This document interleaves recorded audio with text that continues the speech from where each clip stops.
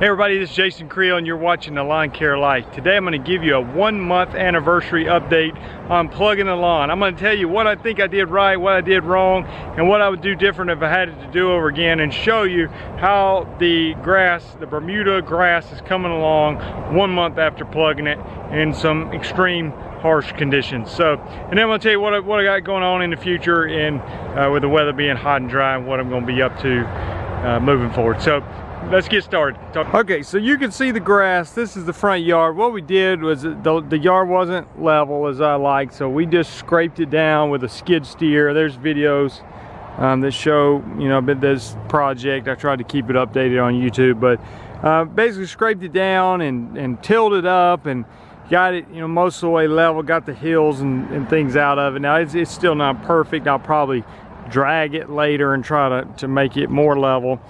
But for right now, this is what happened. So then I got to looking into plugging the lawn, and I looked into a couple things. One thing I did, I bought a chipper shredder. Somebody recommended that. So you buy a chipper shredder, put the sod through there, and it'll shred it up, and then you can put it out as plugs. Well, the problem with that was it just shredded it up too much. There wasn't much left. It was just some powder and little grass blades. And anyway, so what I ended up doing, I found a sod farm. They had a machine that would cut the sod up into plugs. I got 5 pallets of sod cut up into plugs. We went and got it in the back of pickup trucks and brought it over here and drove the trucks through the yard, throwing plugs of sod out all over the yard. Now, here's what happened after that. It was August. I was thinking, you know, this is not ideal time to do this. I'd rather do it in May and give it time to spread. But what happened, I thought I could get a lot of it to fill in before the cool weather set in. And so I wanted to go ahead and do it. Well, it just so happened to be extremely hot weather that week and very little rain. And it was, honestly, in the past month since this has been out here, we've had one good rain. So I think it was 2 weeks ago we got a really good rain. That made a huge difference. But you know what happened was, when I put it down, the grass, here was the biggest mistake I think I made. When I put the plugs down on top of the dirt, what I think I would do differently, I think I would have tilled the soil up more. Now we did run over it with a tiller, but I would have gotten it nice and loose. And now this is just me not having irrigation out here, other than you know, you can see a sprinkler running over there. But I would have got the ground nice and loose, because when it was tilled up, the pieces that I was able to get in the dirt a little bit and just sort of cover the roots, they did better. What happened was, a lot of it sat on top of the ground, and then it was, you know, 95 to 100 degrees and very little rain. It doesn't take long for grass sitting on top of the ground, grass plugs, to dry out in those situations. So it became sort of a urgent situation. I don't want to make it sound too extreme, but as far as the grass living, I came out here and just started watering best I can and pushing the grass down into the dirt. And once you got it in the dirt and had some water on it, it was fine. But again, I've got like 3 acres we're trying to do that to, so it made it a challenge. Some of it died. We focused more on the front yard here, and anyway. And then what didn't die, I feel like I didn't do that soon enough. I mean, I was trying to get to as quick as possible. I just didn't have my plan all together. I should have had it tilled up really good to start with, and then push the plugs down into the dirt, and then, you know, get it watered as soon as possible. And we was working on that. It's just anyway, didn't get any rain. So, but you see what happened. It even though it didn't go perfectly according to plan, if I had to do over again, I'd do it different. It still, you know, basically worked. I mean, yes, it would have been better if every plug would have survived and we'd got a lot of rain, and that didn't happen. But you can see the green patches of grass, and if you know anything about Bermuda grass, it spreads really fast. So that was the reason I wanted to do it. I thought, you know what, I can get this stuff going this fall. It's not going to fill all the way in till next year, but next year it'll you know, start growing more. So after a week or so, I put some fertilizer on it, and again, we got that heavy rain, and now it is growing. But as I said, it was at a disadvantage. From the moment I put it out there, it started drying out, and it was sort of had to spend the first 2 weeks just getting it off of life support. You know, it was alive barely, and then it finally you know, started turning green.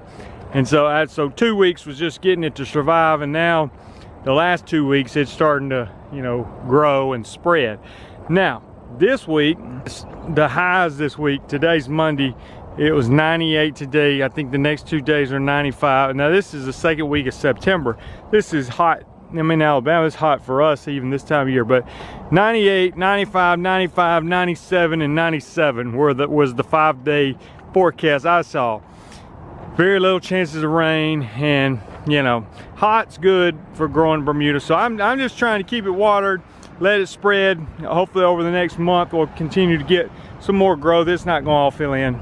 But anyway, that's the update on the yard, and you can see where it's spreading. So I mean, it's doing what it's supposed to do. It just got off to a different slow start. I think people ask me about it. They say, "Is your yard still all dirt?" You know, people that know me here locally, and I say, well, tell you what, just check back with me in a year. That's what I keep telling them, because and I don't think it's going to take a year, but I got it going, and the hard part's over with. Now I just had to watch it spread. I'll probably overseed it with ryegrass this fall, just so I don't have bare dirt out here. Again, if you were doing what I'm doing, I would have tilled it up better, or if you got plenty of irrigation, I think you probably can just throw it literally on top of the ground and just water it like crazy, and it'll begin to take root. I didn't have enough irrigation to do that, so it became real important for me to get it in the ground a little bit to keep those roots from drying out. And then once I start getting in the ground, those pieces start surviving. And it's amazing how Bermuda grass will survive, because some of it looked basically dead. When we got that big rain, you start seeing green shoots pop up. Some that I had buried, I just took, you know, plugs of grass and kicked over it with my boot, and it was just buried within. You see green shoots start coming up out of the ground where I had buried some stuff. So, you know, we'll see. So that's it. That's what I learned on that. All right, as far as moving forward, again, I was gonna start my fall application on my lawns this week, my Bermuda and Zoysia lawns, and spraying spectacle and trying to keep the cool season weeds out and things like that. And I'll probably do a video about that at some point. But again, with the temperatures like they are, 95 to 98 this week, I'm not going to end up doing that, so I'm going to be working on the computer. Got some things I'm wanting to do, and I mentioned this earlier, but I'm probably going to start a couple of like mentorship groups that we're going to do online, and maybe have 1 to 2 sessions a month where, you know, in the evening time we have a 30-minute to 1 hour session. I'm working out the details, but one of them probably more for those looking to start a lawn care business, and one of them more for those who are looking to get into the weed control side of things. And so I think I'm gonna just keep those two groups separate and get those going. I'm not intending for this to be something that's gonna be extremely expensive for people to be a part of. So if that's something that you're interested in, I will probably hopefully get that going sooner than later. Gonna be at the GIE next month, plan to be at the GIE Expo next month. Would love to see many of you there. There is a link in the description, affiliate link. You can get half off your ticket. I think the early bird has ended now, which was $15, so I'm not sure what the new rate is, but if you use the link you will get half off whatever the regular ticket price is. I'm going to be speaking at the Jobber booth, I know, on Friday is the plan, talking about weed control equipment, pricing, things like that. And I know I'm going to be working with the Spiker people about giving away a push spreader. I'm not exactly sure the details of when that's going to happen, but excited about those things. The other things I'm going to mention, I'm going to be at Brian Fullerton's conference in November up in Michigan, and then we're planning to do our 3rd Lawn Care Life conference in January of 2020. So we're trying to, you know, anyway, with being so hot, I said, you know what, I'm gonna have a week, I guess, working on the computer trying to get some of this stuff up and running. So that looks like what I'm gonna be doing. Appreciate you watching the video. I'm gonna try to keep some YouTube content coming over the winter, fall and winter months. Subscribe to the channel if you haven't done so. Let me hear from you in the comments. I'll talk to you later. Bye.